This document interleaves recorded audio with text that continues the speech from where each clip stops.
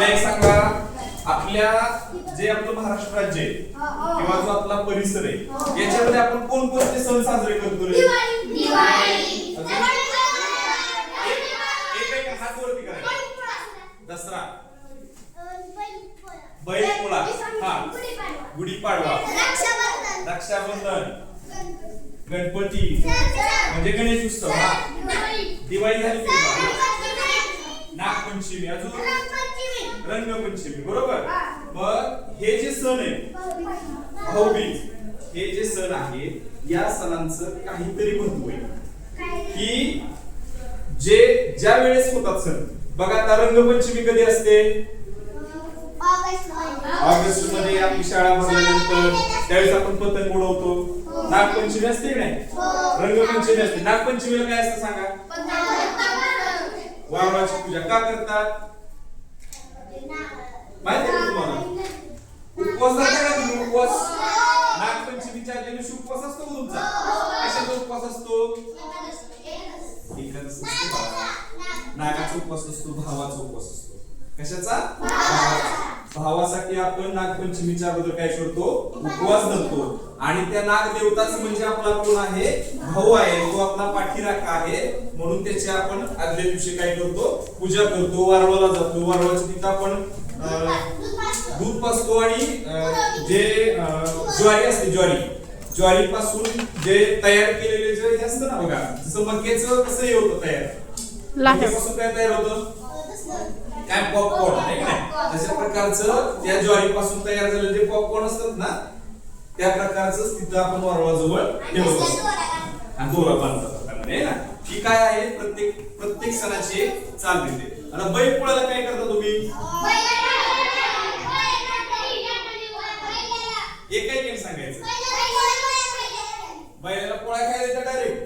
आणि पोळ्या तयार करता ना तुम्ही का डायरेक्ट बैलाला पोळ्या काय? अरे वा वा, छान. अजून काय करता? कुठे नेते? देवळा डायरेक्ट येतात, त्या देवळाच्या बाहेर येतात. मग मला एक सांगा बाळांनो, तुम्ही कुठे वाटतं?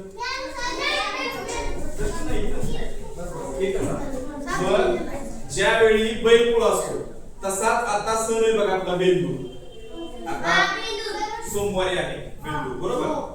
जसं या भागात तुम्ही बैलपोळा साजरा करता तर नदीच्या पलीकडे काय साजरा केला जातो? बेंदूर. त्याही सणाला अशाच पद्धतीनं जी आपली पाळीव जनावर आहेत, जे पाळीव जनावर आहेत त्या जनावरांची काय केली जाते? पूजा केली जाते. मग गाई असतील, म्हैस असतील, छोटी वासरं असतील, शेळ्या असतील, मेंढी असतील, यांचं काय केलं जातं? पूजा केली जाते. का पूजा केली जाते? पूजा का केली जाते सांगा? तर ते काय असतं? आपलं दैवत असतं. म्हणजे त्यांनी दिलेलं दूध आपण काय करतो? खातो. शेळीपासून जे आपल्याला मांस मिळतं ते आपण खातो. कोंबडीपासून मिळालेले अंडे आपण खातो. म्हणजे ही जी सगळी पाळीव जनावर आहे किंवा जो कुत्रा आहे, कुत्रा आपल्या घराचं काय करतो? राखण करतो, रक्षण करतो आपलं, बरोबर ना? म्हणून प्रत्येक प्राण्याचं एक असा एक सण साजरा केला जातो. आता बघा तुम्ही या सणामध्ये जर आपण बारकाईने जर अभ्यास केला तर तुमच्या एक लक्षात येईल की आपल्या घरामध्ये ज्या ज्या गोष्टी आहेत त्या आपल्या शेतातून पिकवलेल्या आपल्याला दिसून येतात. तुमच्या घरामध्ये असणारी ज्वारी कुठून आली? बाजरी कुठून आली? गहू कुठून आला? जी तुम्ही विकत साखर आणता ती कुठून आली? शेतातून, बरोबर. तुम्ही जर ऊसच पिकवलं नाही तर साखर होईल का तयार? मग तशाच पद्धतीने लक्षात ठेवायचं, शेतकरी हा आपल्या देशाचा कणा आहे. जर शेतकरीच नसता तर आपण अन्नधान्य निर्माण करू शकलो असतो का? काय खाल्लं असतं आपण सांगा? वडापाव खाल्ला असतं का? तर वडापाव तयार करायला जो वडा तयार करतात त्याला पण डाळ लागते का नाही? पण डाळ आपण तयार नाही केली तर कसं खाणार? खाऊ शकतो का आपण? मग एक लक्षात ठेवा, हे जे आपले पारंपरिक सण आहेत हे सण साजरे करत असताना त्याच्या मागे काहीतरी पाठीमागे घडलेला इतिहास आहे आणि त्याच्यामुळे हे सण साजरे केले जातात. तसं आपण गणेशोत्सव साजरा करतो. करता ना गणेशोत्सव साजरा तुम्ही? काय करता गणेशोत्सव सांगा? गणपती आणतो, गणपतीची पूजा करतो. अजून काय करता?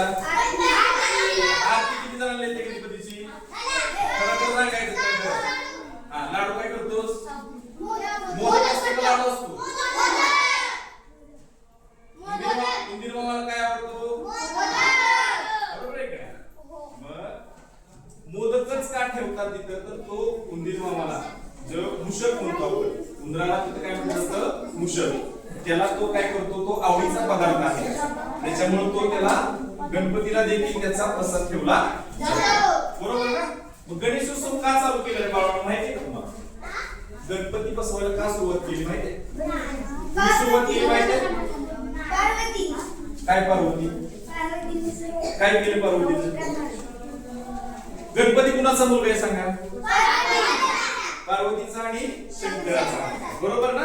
मग ज्यावेळी गणपती म्हणजे जन्माला बरोबर त्यावेळी तो ज्यावेळेस आपल्या पृथ्वीवरती प्रदक्षिणा घालत होता. हा माहिती आहे का तुम्हाला गोष्ट ती? काय आहे सांगा, कोणाला माहिती आहे? हा काय माहिती सांग मला. काय झालं तुला? अजून कुणाला माहिती आहे सांगा? गणपतीची गोष्ट कुणाला माहिती आहे? हा आहे का माहिती? गणपतीचा भाऊ कोण?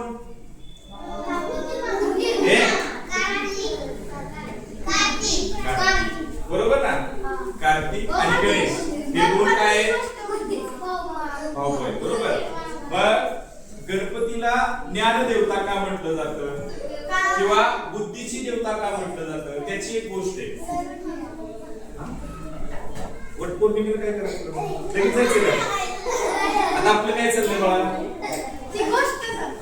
मला एक सांगा, ज्यावेळी गणपती आणि कार्तिकला त्यांच्या आई वडिलांनी बोलवलं, ऐकायची गोष्ट सांगते मी तुम्हाला, सांगून जाणार. बोलवलं तुम्ही पुढे बघा बरं.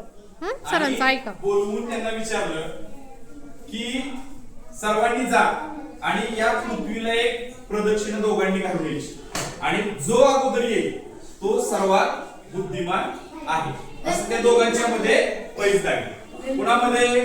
कार्तिक आणि गणपतीमध्ये. कुणी लावली ही पैज?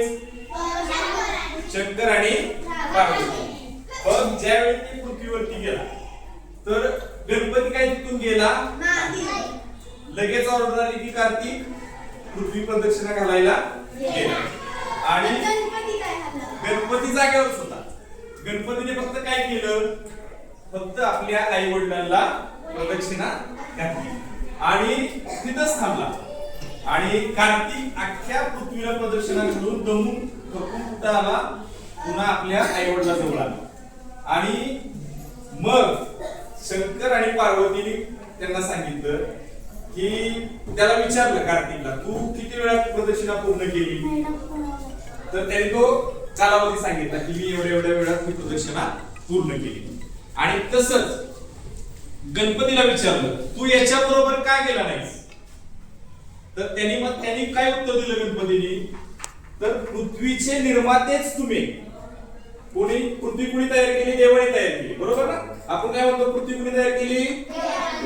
म्हणला पृथ्वीच तयार तुम्ही केलेले, म्हणून मी फक्त तुम्हाला प्रदक्षिणा घातली. आणि तो त्याच्यामध्ये जिंकला आणि म्हणून त्याला काय केलं जातं? बुद्धीचा देवता म्हटलं. बघा, कोणत्याही चांगल्या कामाची सुरुवात आपण कशाने करतो? बुद्धीने करतो. पण त्याच्या अगोदर आपण श्री लिहितो, माहितीये ना तुम्हाला? श्री कशासाठी लिहितो आपण? चांगल्या कामाची सुरुवात करताना सुरुवातीला श्री गणेशा किंवा श्री आपण लिहित असतो. लक्षात ठेवा. अशा प्रकारचे सण उत्सव आपल्या परिसरामध्ये साजरे केले जातात. आता तुम्हाला या ठिकाणी एक कविता दिलेली आहे बघा. कोणती?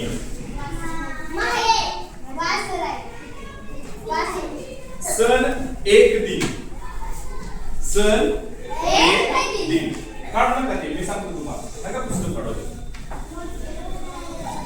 आता एक कशाची कविता आहे ती तुमच्या लक्षात येईल बघा. शिंगे रंगवली, बाशिंगे बांधली.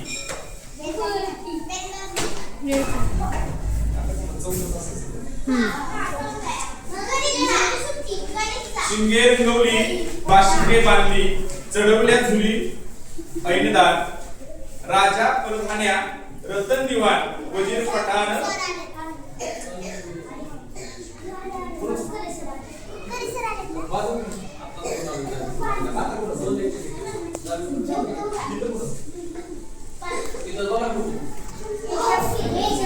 ए थांबा रे, बसा तुम्ही जाग्याला. जागेल हो खरे सर हो ना बघा पुढे बघा पाशिंगे बांधली बसा रे खाली चढवल्या झुली ऐणदा म्हणजे शिंगे कधी रंगवतात बैलपोळ्या बरोबर कुणाची रंगवतात माणसाची माणसाची ना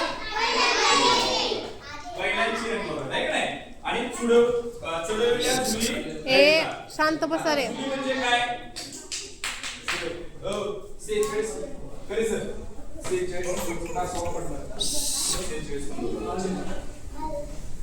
चढवलेल्या झुली ऐणदार झुली म्हणजे काय तर बैलाच्या अंगावर कसं कापड टाकलं जातं बघा माहिती आहे तुम्हाला कापड टाकलं जातं बैलाच्या अंगावर कसं कापड टाकलं जातं त्याला झूल म्हणतात काय म्हणतात झूल एक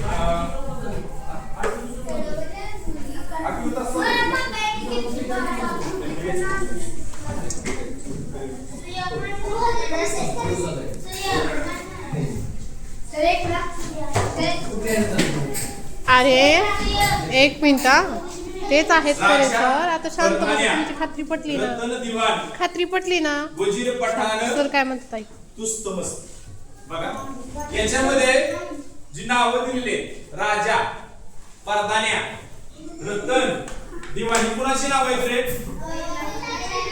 माणसांची आहेत का कुणाची नाव आहेत ते बैलांची वजीर पठाण तुस्त मस्त म्हणजे काय ही जी बैल आहेत ज्यावेळी ही शेतकऱ्याच्या घरी असतात बघा एक बैलाची सुंदर कविता होती बघा कविता थांबा 8वीला असलो 8वीला असलो सर सर 8वीलाच असलो ए शांत बसा रे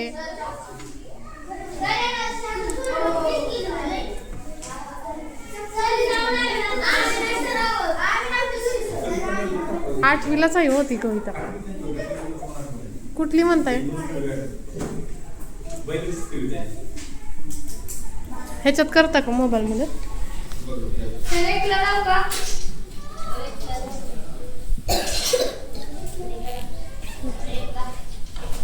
ए थांबा रे एक मिनिट सर तुम्हाला छान कविता दाखव सांगतात हा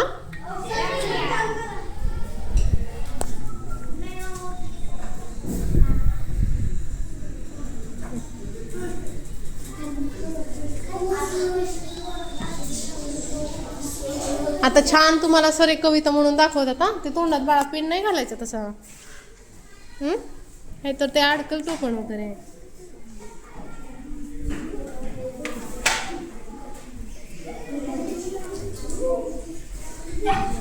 काय होतं तसं नाही करायचं नाही करायची भांडणं तशी मामाची मुलगी असली म्हणून म्हणायचं का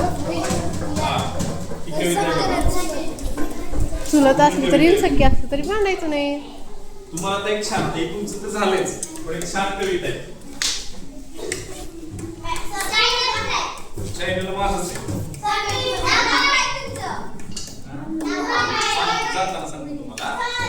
जाताना सगळं सांगणार आम्हाला हा ऋण कविता ऐका तुम्ही फक्त श्रीदी इनामदार ऋण कविता आहे इनामदार ही कवी आहे शांत बसा रे शांत बसा बाळांनो सर काय सांगतात ऐका की अरे बोलणार असतं तर जाऊ का मी तुम्हाला आवडलं नाही का शिकवलेलं बघा अरे आपला तो कवी आहे बैल असतो ना कवी आहे इनामदार ज्यावेळेस तो बैल म्हातारा होतो आणि ज्यावेळेस म्हातारा बैल झाला की तो काही काम करू शकत नाही घरामध्ये आणि ते त्याला काम होत नसतं म्हणून तो जो आपला बैलाचा मालक आहे त्या मालकाला काय करतो विनवणी करतो ती विनवणी किंवा त्यांनी केलेले जे उपकार आहे जे ऋण म्हणतो आपण ते ऋण या कवितेतून त्या बैलाचे सांगितलेले.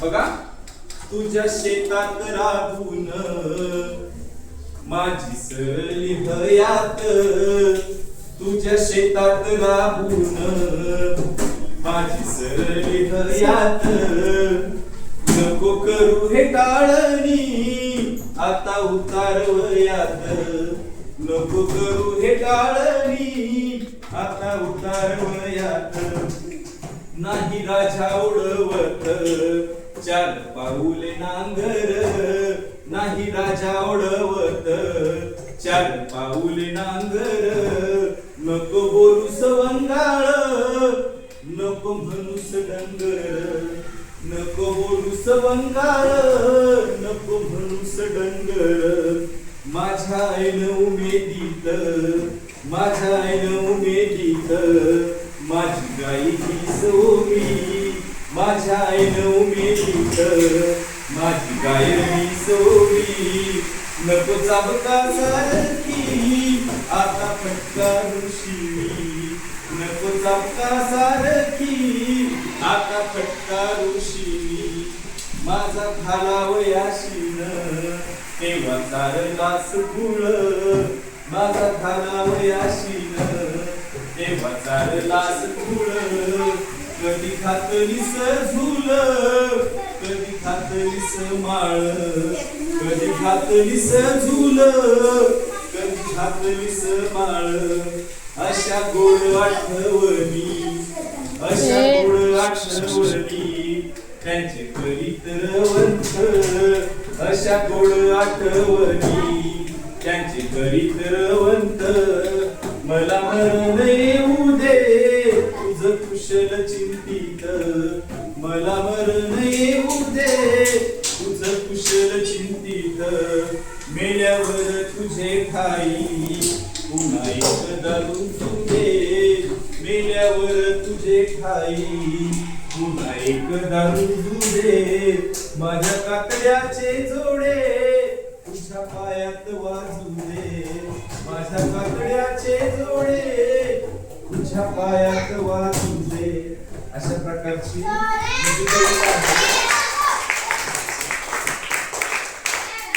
आता ही जी कविता आहे, ही जी कविता आहे ते त्या बैलाने आपल्या मालकाविषयी सर सर सर ओ सर सर मोबाईल खाली ते आल्यानंतर लक्षात ठेवा, जायचं तर ते आलं का बस बस बस बाळा खाली बस.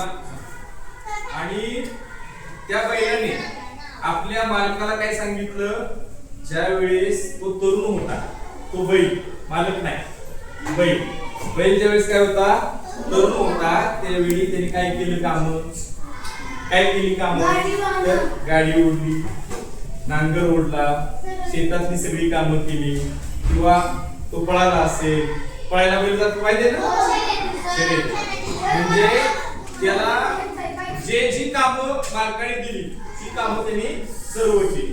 त्याचबरोबर काय केलं तर अंगावरती त्याच्या काय घातली, त्याने ती कामं करतोय म्हणून त्याच्या अंगावरती झूल घातली, त्याला बेंद्राला जसं आपण किंवा बैल पोळ्याला बैलाला जसं रंगवतो तसं रंगवलं, त्याचं गुणगान गायलं. परंतु तो आता म्हातारा झालाय, मग म्हातारा झाला म्हणून त्याच्याकडे काय केलं जातं, दुर्लक्ष केलं जातं. परंतु तो काय म्हणतोय, तू दुर्लक्ष केलं तरी मला काही अडचण नाही, परंतु मी जरी मेलो तरी त्याचं जे कातड आहे ना, म्हणजे बैलाचं, त्या कातड्याच्या चपला, जोडे म्हणजे काय तर त्या कातड्याच्या ज्या चपला असतात त्या चपला करून तुम्ही तुमच्या पायात घाला, एवढी माझी इच्छा आहे, कारण की एवढं करून मी तुमचं ऋण फेडू शकत नाही, असं आपल्या मालकाविषयी त्यांनी ते व्यक्त केलेली जी भावना आहे ती या कवितेतून सांगितलेली आहे, हे लक्षात ठेवा. आता या कवितेमध्ये तुम्हाला त्या बैलाविषयीची जी माहिती दिलेली आहे, तुम्हाला असणारा जो अभ्यासक्रम आहे जो आहे ना बाळांनो, एक लक्षात घ्या, हा पूरक अभ्यासक्रम आहे. पूरक म्हणजे कशाला, तुमच्या आसपासच्या ज्या घटना आहेत त्या आसपासच्या घटनेला पूरक असणारा अभ्यासक्रम दिलेला आहे. तुम्हाला पाठ दिलेले बघितले का तुम्ही एकदा, सगळे पाठ बघितले का, येणार रे, सगळे पाठ बघितले का तुम्ही एकदा, मराठीचे सावरवाडी